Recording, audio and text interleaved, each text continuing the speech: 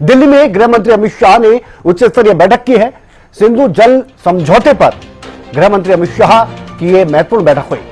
इसमें आपको बता दें कि विदेश मंत्री एस जयशंकर भी शामिल हुए। इसके अलावा सिंधु जल संधि पर केंद्रीय जल शक्ति मंत्री सीआर पाटिल का बयान सामने आया है। उन्होंने कहा कि पाकिस्तान जाने वाला पानी रोका जाएगा। बैठक में आगे की कार्रवाई को लेकर चर्चा हुई है। साफ तौर पर यह कहा गया है कि एक बूंद पानी भी पाकिस्तान की तरफ ना जाए। तो यह महत्वपूर्ण बैठक। और पहलगाम में जो आतंकी हमला हुआ है उसके बाद लगातार बैक टू बैक पाकिस्तान के खिलाफ यह एक्शन देखने को मिल रहा है सरकार का।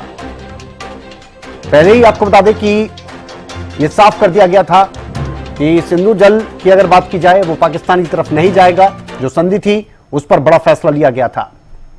इस समझौते के बारे में बता दें 1960 में भारत और पाकिस्तान के बीच यह समझौता हुआ था।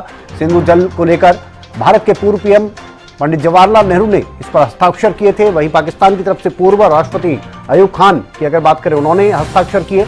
सिंधु बेसिन से बहने वाली 6 नदियों को पूर्वी और पश्चिमी हिस्सों में उस समय बांटा गया था। समझौते के मुताबिक ब्यास, रावी और सतलुज को पूर्वी नदियां माना गया और पूर्वी नदियों का पानी भारत के उपयोग के लिए तय हुआ था। वहीं सिंधु, चेनाब और झेलम को पश्चिमी नदियां माना गया। इसकी अगर बात की जाए तो पश्चिमी नदियों का पानी पाकिस्तान के लिए तय किया गया था। यह समझौता हुआ था और अब इसी पर गाजगिरी है। पश्चिमी हिस्से की नदियों का 20% पानी रोकने की पावर भारत के पास है।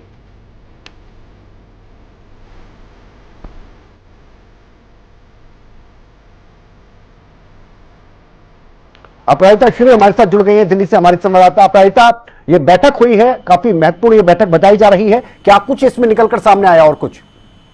बिल्कुल, देखिए जिस तरीके से विनय एक महत्वपूर्ण मीटिंग राजधानी दिल्ली में गृह मंत्री अमित शाह के आवास पर हुई है। हालांकि जिस तरीके से ये क्लोज जो मीटिंग थी, मगर जिस तरीके से जल शक्ति मंत्री सीआर पाटिल इस मीटिंग में मौजूद थे, इसके अलावा विदेश मंत्री एस जयशंकर इस मीटिंग में मौजूद थे और तमाम जितने भी अधिकारी हैं, यानी जल शक्ति मंत्रालय से लेकर के जो भी अधिकारी थे, लगभग अधिकारी इस मीटिंग में मौजूद है। तो कहीं ना कहीं स्पष्ट होता है कि किस तरीके से जो संधि को लेकर के, यानी जल संधि को लेकर के पाकिस्तान के साथ जिस तरीके से तमाम चीजें हो रही है, जो रोका गया है, लेटर भी जिस तरीके से जारी कर दिया गया है पाकिस्तान को इंडिया के द्वारा, तो उन्हीं की चीजों को लेकर के इस मीटिंग में डिस्कशन किए गए हैं। क्योंकि देखिए, एवियंस बॉर्डर तो जारी कर दिया गया है हिंदुस्तान के द्वारा पाकिस्तान को लेकर, पाकिस्तान को, मगर इसके क्या असर रहने वाले हैं, यानी जो सोचा गया है इंडिया के द्वारा कि क्या क्या रिपरकशंस होंगे, इससे क्या उन चीजों की पूर्ति करता है ये ट्रीटी को नहीं मानना। इसके साथ साथ जिस तरीके से पाकिस्तान के द्वारा कह भी दिया गया है कि एक वॉर टाइप सिचुएशन को क्रिएट किया जा रहा है इंडिया के द्वारा, तो इन चीजों से किस तरीके से समझना है। और साथ ही वर्ल्ड बैंक के द्वारा इस ट्रीटी की अगर बात करते हैं तो 1960 में वर्ल्ड बैंक की इंटरवीन की वजह से इसे ये साइन किया गया था। तो उसमें क्या चीजें रहेंगी, जिसके लिए कहीं ना कहीं सलाह जयशंकर से लिया गया होगा। उसके बाद फिर अब बात आती है कि अगर इसे रोका जाता है, यानी पाकिस्तान में पानी को नहीं भेजा जाता है, तो उधर से पानी को किस तरीके से कलेक्ट किया जाएगा। इन सभी पहलुओं को लेकर के इस मीटिंग में डिस्कशन हुए। हालांकि अब क्या निर्णय लिया गया होगा वो आने वाले दिनों में स्पष्ट होता हुआ नजर आएगा। मगर क्लोज जो मीटिंग थी, मगर जल संधि को लेकर के इस मीटिंग में डिस्कशन किए गए हैं।